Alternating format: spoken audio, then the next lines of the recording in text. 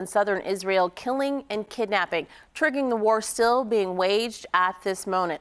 Zev Maoz, professor at UC Davis and distinguished fellow at Israel's Interdisciplinary Center, with me now live with some insight. Professor, good morning to you. Good morning. After all this time and the promise by Israel to eradicate Hamas, is Israel winning or close to winning? Unfortunately, no. The war continues at a slow pace, and Israel has said that it is attempting to even slow down the phase of the war, both in order to allow for more humanitarian aid to enter Gaza and to minimize Israeli casualties as well as civilian casualties.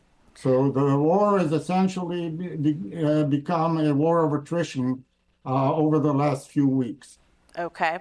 For the fourth time, U.S. Secretary of State Antony Blinken has gone to the Middle East to try and prevent the war in Gaza from spreading, pressing for a ceasefire. Given the history of the region, the history of these factions, is just a sudden, permanent ceasefire likely? Well, Thomas Friedman once said that a ceasefire lasts as long as it takes to the newspaper to be printed. So there's always skepticism about the duration of these ceasefires. But the previous ceasefire has persisted for as long as it was set for. So there's hope that future ceasefires that are in the interest of both parties will be preserved by both sides. Blinken just meeting with Arab leaders across that region, then delivering their message to Israel that Israel's integration with the Middle East is only possible if the war ends and the Palestinian people are granted a viable path to statehood. Politico reporting Monday that because of corruption cases against him for taking money from wealthy businessmen, rejection of his plans to revamp his country's judiciary, and pressure from the right-wing government factions in his country, that Prime Minister Netanyahu is losing control of his country. Is that your view as well? This is a difficult moment to perhaps be losing control in. Currently, Netanyahu seems to be still in control.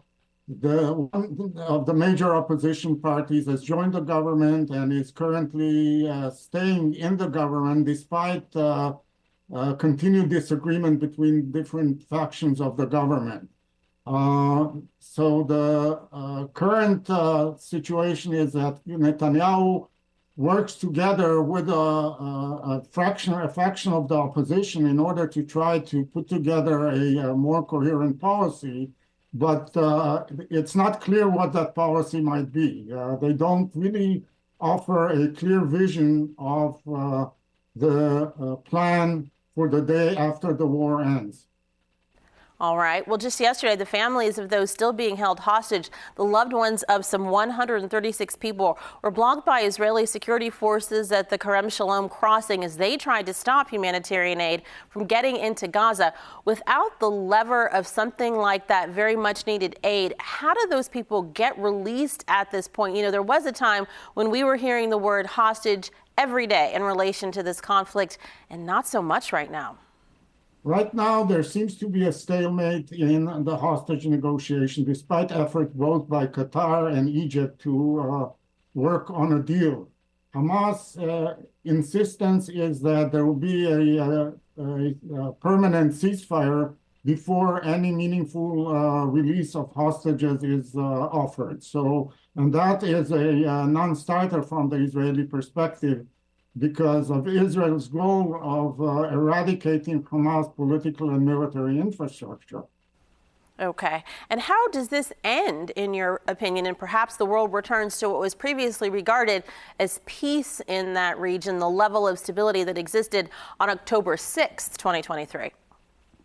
Right now, I think that the situation that existed in October 6th is not sustainable. Some alternative has to be found. It's not clear what that might be, but there are some offers. One is introducing some sort of international force. The other one is introducing a government led by the Palestinian Authority into Gaza. And the third option, which the extremists on the Israeli government propose, is a reoccupation of the Gaza Strip by the IDF. These ideas are circulated, but none of them seems to be a consensus view of Israel, the United States, the Palestinian Authority, and certainly not of Hamas, which wants to restore its political hold over the Gaza Strip. Alrighty, Professor Maoz, thank you so much for joining us this morning with some local insight about what is happening a world away. We appreciate you. Thank you for having me.